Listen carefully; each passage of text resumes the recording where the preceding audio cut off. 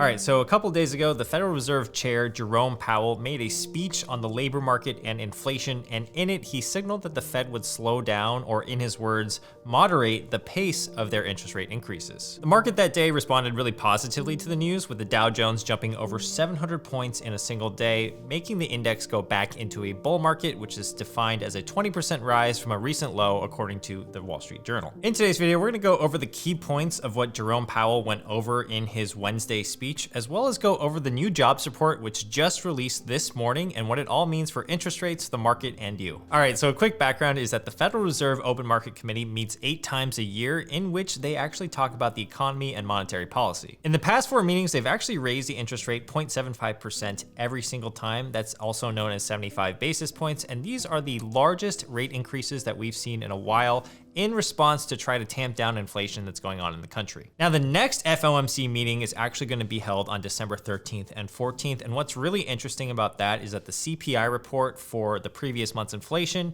is going to come out that day as well. In Jerome Powell's speech on Wednesday of this week, he actually went over how the Fed views inflation, and he said that, quote, "To assess what it will take to get inflation down, it's useful to break core inflation into 3 component categories. Number 1, core goods inflation. Number 2, housing services inflation. And number 3, inflation in core services other than housing." So let's go over each one and how he views each one is going in the economy right now. When it came to core goods inflation, Jerome actually noted that it's moving downwards, especially because the supply chain problems have been easing and the prices of fuel and non-import fuel prices have been going down. So that's a pretty good thing. He said while core goods inflation remains at 4.6%, that's nearly down 3 percentage points from earlier this year. So in terms of core goods inflation, that's a good sign. When it came to housing services inflation, that actually measures rents. That actually has continued to rise, but that usually tends to lag slightly because people are still stuck in leases from the year prior. Now, leases don't really turn over that quickly, so let's pretend you're leasing a place. You're in month 6 out of 12, and so it's really hard for you to tell if new leases are going to be more expensive or cheaper than the year before. So that's the metric that the Fed looks at, which is new lease signings, and according to them,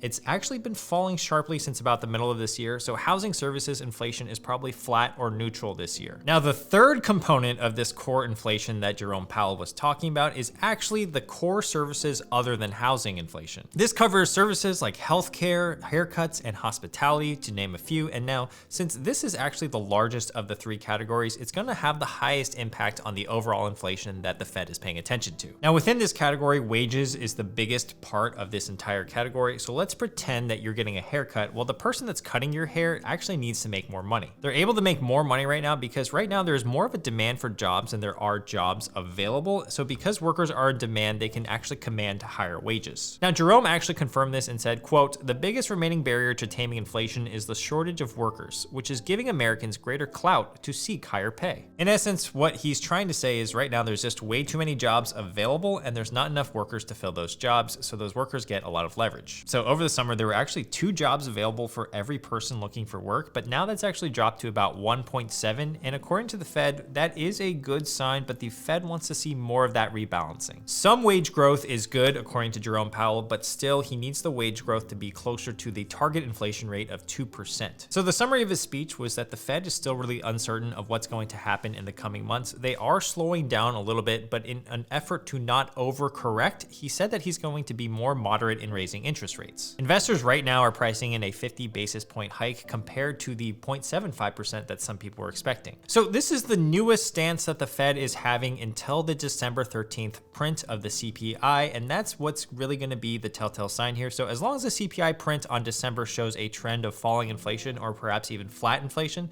then the market should respond pretty positively. Now, in terms of next year's rate hikes in 2023, the strategy remains roughly the same for the Fed, and Jerome Powell actually said in his speech, quote, "For starters, we need to raise interest rates to a level that is sufficiently restrictive to return inflation to 2%. Now, despite the promising developments so far, we still have a really long way to go. So economists actually see a recession in the next 12 months as pretty likely, and Jerome has said that a soft landing is still possible, but it would likely depend on the dominoes falling in the right order, starting with a CPI reading in December trending in the right direction. All right, and before we talk about the jobs report, I want to share with you guys that if you want some more news and details from me in the future besides besides just in videos. Me and my team actually create a newsletter called Hump Days, and it comes out twice a week, and I think you will really enjoy it. It's free to sign up, so make sure to check that out below if you'd like to support the channel after the video. So in the jobs report this morning, it was reported that there were 263,000 jobs added to the US economy in November, and this headline was interpreted by traders that the job market is still a little bit too strong and that job growth is higher than the pre-pandemic average. Tech companies did a lot of layoffs in November, but in other sectors of the economy, many jobs were added. In the leisure and hospitality sector, 88,000 jobs were added back, so that means about 88% of all jobs that were lost during the pandemic in 2020 were added back. Construction employment increased by 20,000 and manufacturing increased by 14,000 jobs. But again, remember, the Fed cares about wages when it comes to inflation and interest rates. Well, in terms of wages, the nominal average hourly earnings grew 5.1% in November, which is still a little bit too high according to the Fed. The Fed would like to see it a couple percentage points lower. Since the inflation report doesn't come out till December 13th, we won't know what the real wages are until that report comes out. Now, even though the headline was that the employment report was above expectations in terms of job growth, if we look at this graph, the job growth over the past 3 months has averaged 272,000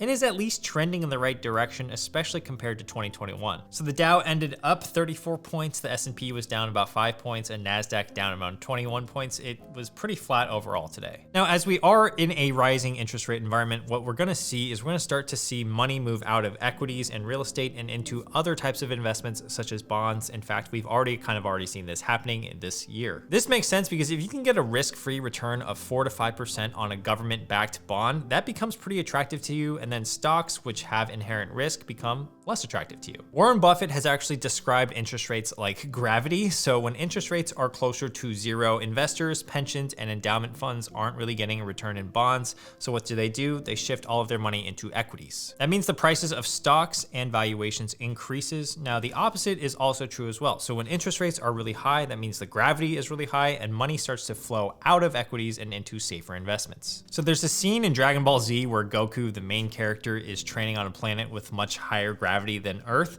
And so Goku in this case would be analogous to your stock market valuations. When the gravity is high, it's harder for Goku to jump or to go upwards. And when gravity is low, let's pretend we put Goku on the moon, he would jump really high. While you shouldn't change your investing strategy when it comes to higher rates, you should still keep them in mind because going into 2023, we're still going to see the Fed increasing their interest rates throughout the first half. Now, personally, since I'm super invested for the long term, I'm going to continue dollar cost averaging into my largest holding, which is an index fund. And if you're a long-term investor, dollar cost averaging really helps you take the emotion out of investing. I feel like the more of a robot that I can be when it comes to investing, the better it is for me. So that way I just don't panic sell whenever the market goes down. Now, in terms of real estate, the rising of interest rates has actually increased the average 30-year fixed mortgage rate up to 6.49% as of right now, and it's becoming even more expensive to afford a home these days. Realtor.com has predicted that the mortgage rates will average 7.4% in 2023, with a 7.1% year-end baseline prediction. That means that existing home sales will drop by about 14.1% compared to the previous year, and we may see some pain in the housing market. According to a recent report, quote, home prices fell in every one of the top 20 US cities from August to September. Both the stock market, real estate, and even other things like bonds are going to be affected by the interest rate increases, so it's really important that we keep up to date with what the Fed is doing, especially in their next coming meeting in about 2 weeks. I'll cover that meeting in an update video in about 2 weeks, so make sure you're tuned into this channel and subscribed if you want to see that. So I'm really curious what you guys think of this. Do you think that inflation is going to run rampant even further in December and January, or do you think it's actually going to come down and the markets are going to react positively? Personally, I think the Fed is going to raise interest rates into 2023 until they see a trend that inflation is falling downwards for at least 3 to 4 months. So that might not even be until the end of 2023 or even into year 2024. All right, if you enjoyed this video, make sure to like the video. Check out my newsletter, Hump Days, which will be linked down below. Check out my Instagram as well. I post there pretty often, and I'll see you guys in the next video. All right, peace.